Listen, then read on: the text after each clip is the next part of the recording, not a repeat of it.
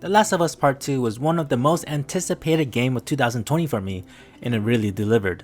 I was impressed with Part 1, and Part 2 did not pull any punches. Quite literally also.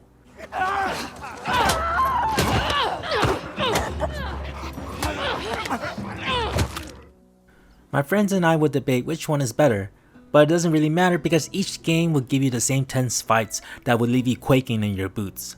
And one of those moments is a boss fight. There's only a handful and each one is amazing in their own rights. And the fight with Ellie is like a shining moment in this dredging game. This is probably one of the most unique boss fights ever. There's really nothing quite like it. This game is known for the impactful story, but this fight is just as impactful as any story arc, plot, or sequence that this game had. My name is Suki Pop, and I want to talk about one of the best boss fights I ever had. What makes this boss fight truly tantalizing is that you're fighting against Ellie. You spent the first 15 hours playing as her, going through some of the toughest hardships anyone can go through. During the game, Ellie has learned to be cunning and devious. She will blow out your legs and leave you screaming while you take your last breath.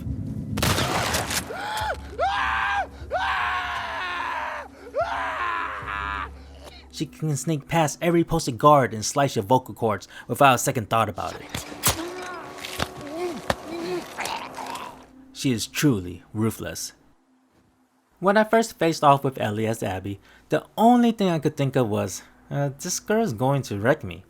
I started the fight with nothing but my fists, and I would peer over at Ellie with her backpack full of her supplies. This is not a fair fight at all. Then I thought, look at my guns. I could overpower a frail looking girl. Let me tell you, that's a mistake. It'll just leave you with a machete in your side.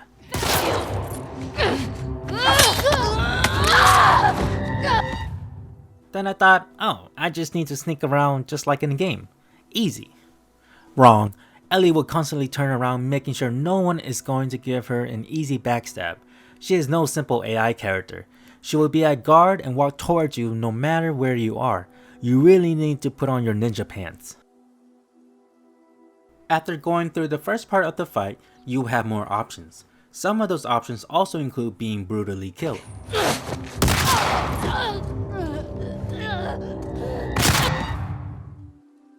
There are some objects in the environment that will make sound if you brush past them and alert Ellie. It's almost a death sentence.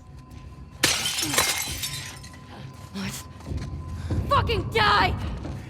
Each small mistake will cost you your life. You cannot rush this part just like the first part of the fight.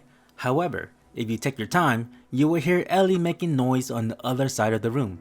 Abby will respond with, Fucking kidding me.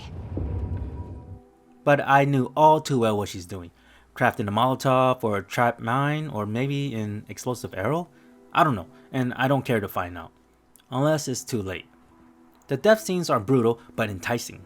I wanted to see how it would look like if Ellie killed me in a different way. After a few successful attempts at Ellie's life, this reluctant feeling of finishing this fight started to sink in. I didn't want to kill Ellie, and I really didn't know where the story would take me. Constantly during the whole fight against her, I didn't want Ellie to die. With the way the game had ended some of the characters' life, it wouldn't surprise me if this would be the end of Ellie. I was literally holding my breath watching the cutscenes after the fight.